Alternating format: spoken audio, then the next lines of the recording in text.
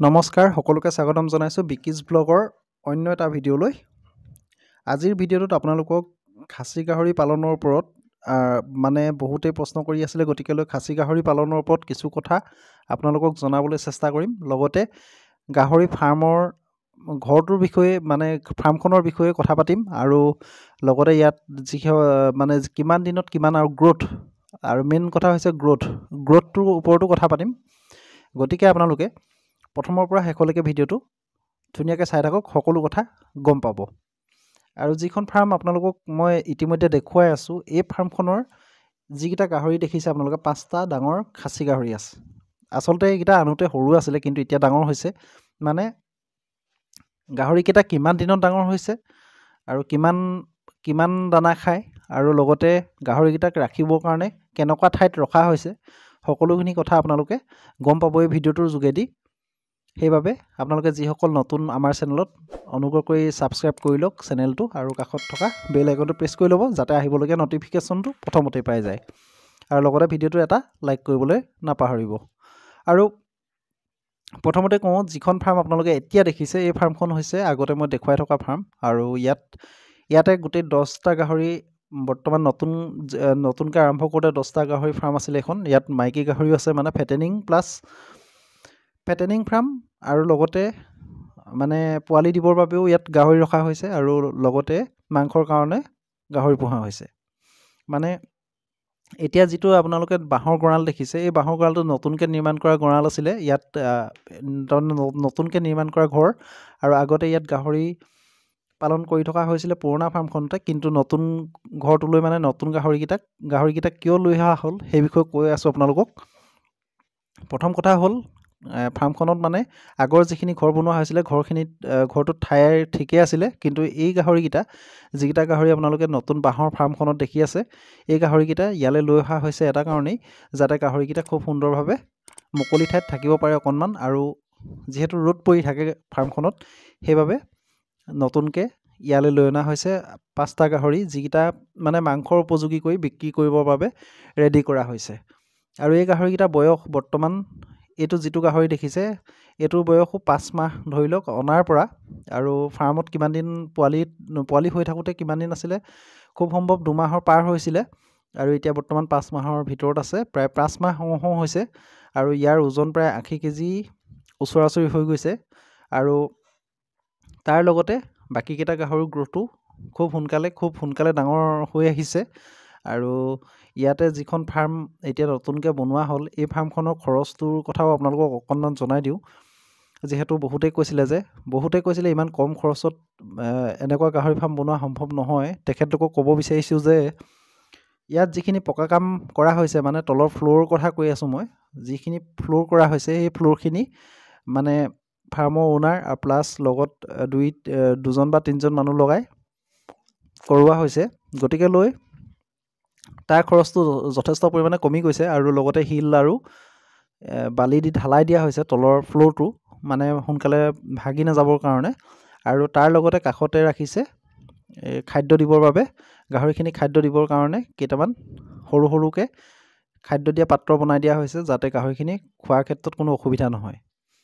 তাৰ লগতে ইয়াত 2টা ৰুম আছে। এই ৰুম দুটাৰ চাইজো ধৰি লওক আপোনালোকে 10 ফুট বাই 15 ফুট, মানে 15টো ফুট একজেক্টলি ক'ব পৰা নাযায়, 15ৰ পৰা 16 ফুটো হ'ব পাৰে।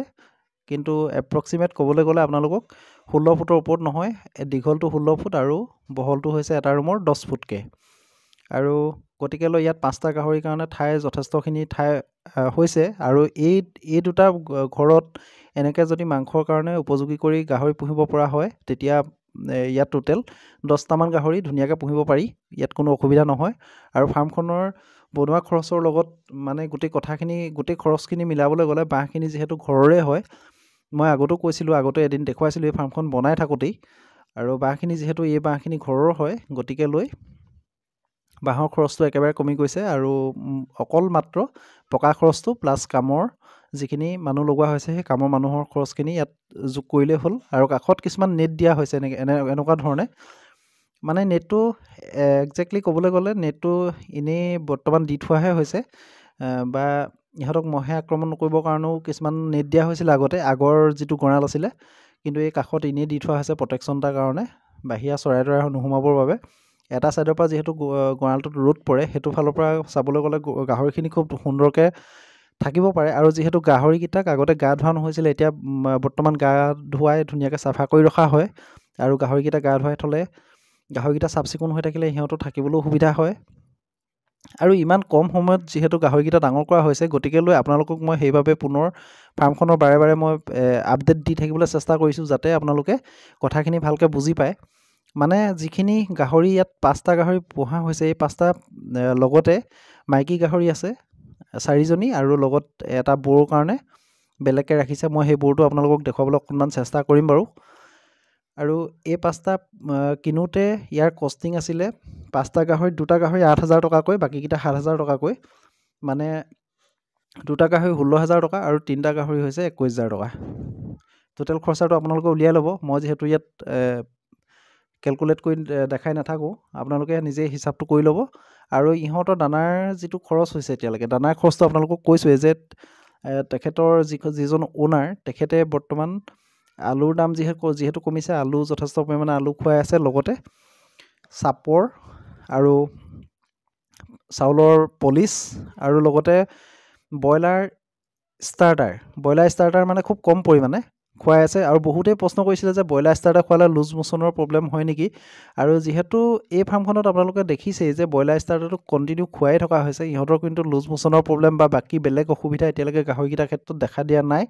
আৰু গঁৰালটো ওপৰফালে টিন দি ধুনীয়াকৈ বনোৱা হ'ল। আগতে অকল খালী গঁৰালটো আছিলে, আপোনালোকে দেখিছেই যে। আৰু এই গঁৰালটো যিটো পুৰণা গঁৰাল আছে, এই পুৰণা গঁৰালটোত ৰখা হৈছে মাইকী গাহৰিকেইজনী, আৰু লগতে বৰটো এক্সট্ৰাকৈ ৰখা হয়, কাৰণ তাৰ খাদ্য দিয়াৰ ক্ষেত্ৰতো অকণমান চাবলগীয়া হয় যিহেতু, সেইবাবে তাক এক্সট্ৰাকৈ ৰখা হয়। আৰু মাইকী গাহৰি যিকেইজনী পোৱালিৰ কাৰণে অনা হৈছে, পোৱালি দিবৰ বাবে, সেই মাইকী গাহৰিকেইজনী ইতিমধ্যে ফাৰ্ষ্ট হিট আহিব হৈছে, আৰু খুব কম দিনৰ ভিতৰত ফাৰ্ষ্ট হিট আহিব। আৰু গতিকে লৈ আপোনালোকক মই দেখুৱাবলৈ চেষ্টা কৰিম। আৰু যিহেতু ফাৰ্ষ্ট হিট আহিলে ইহঁতক ছাৰ্ভিচ দিয়া নহয়, যিটো ছেকেণ্ড হিট হ'ব সেইটোত ছাৰ্ভিচ দিয়া হ'ব। আৰু মাইকীকেইজনীৰ গ্ৰ'থটো অলৰেডি ঠিকেই আছে, আপোনালোকে দেখিছে ফাৰ্মত। মানে 4জনী মাইকী আৰু এটা বড়ো, আৰু ইয়াত আছে 3জনী, আৰু এইফালৰ গঁৰালটোত আছে এজনী।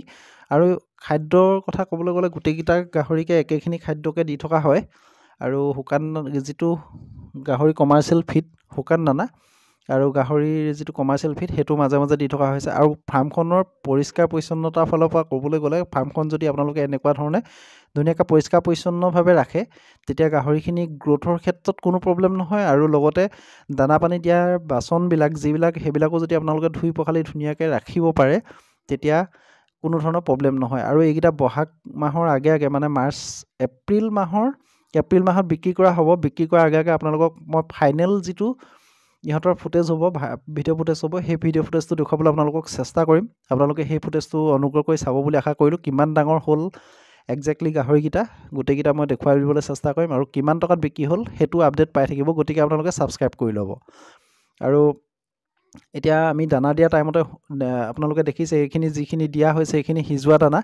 আৰু ইয়াতে কচু চচুৰ পৰা ধৰি গোটেইখিনি মিক্স আছে, কচু, আলু, চাউলৰ মল আৰু পলিচ, লগতে বিভিন্ন ধৰণৰ ইয়াত বস্তু দিয়া হয়। আৰু আপোনালোকে আগৰ ভিডিঅ'ত দেখিছে অলপ শুকান মাছ কম পৰিমাণে দিয়া হয়, যাতে গাহৰিখিনি জ্বৰ চৰৰ ক্ষেত্ৰত অকণমান ভাল হয়, সেই শুকান মাছটো দিলে, আৰু ইহঁতৰ প্ৰটিনটো পাই যায়। আৰু সেইবাবে ফাৰ্মখনৰ যিখিনি গাহৰি আছে, সেই গাহৰিখিনি খুব সুন্দৰভাৱে প্ৰতিপালন কৰি আহিছে এখেতে। আৰু এখেতৰ নামটো মই আকৌ এবাৰ কৈ দিওঁ। আগতে আপোনালোকে গম পাইছিলে জিতেন গগৈ ফাৰ্ম হয় এইখন। আৰু তেখেতৰ আপডেট আপোনালোকে সকলো আপডেট, যিমান আপডেট হয় ফাৰ্মখনৰ, সকলো আপডেট পাই থাকিব, যিহেতু তেখেতে প্ৰথমবাৰ গাহৰি পালন কৰিয়ে ছাকচেছ হৈছে। গতিকে আপোনালোকে কেনেকুৱা ধৰণে কৰিব লাগে গাহৰি পালন, সেই বিষয়ে আপোনালোকে বিশদভাৱে জানি থাকিব পাৰিব। সেইবাবে আপোনালোকে ছাবস্ক্ৰাইব কৰি ল'ব। আৰু ধুনীয়াকৈ দানা পানী দি আছে, আৰু প্ৰত্যেকটো গাহৰিয়ে খাবলৈ পোৱাৰ ক্ষেত্ৰত তেখেতে চোৱা চিতা কৰি থাকে, গতিকে কোনো প্ৰব্লেম নাই। পিছলৈ আপোনালোকক আকৌ জনাম মই ফাৰ্মখনৰ সবিশেষ। তো আজিৰ ভিডিঅ'টো ইমানেই আছিলে। ভিডিঅ'টো কেনেকুৱা লাগিলে কমেণ্ট কৰি জনাবলৈ নাপাহৰিব। তো লগ পাম এটা নতুন ভিডিঅ'ৰ লগত। ধন্যবাদ।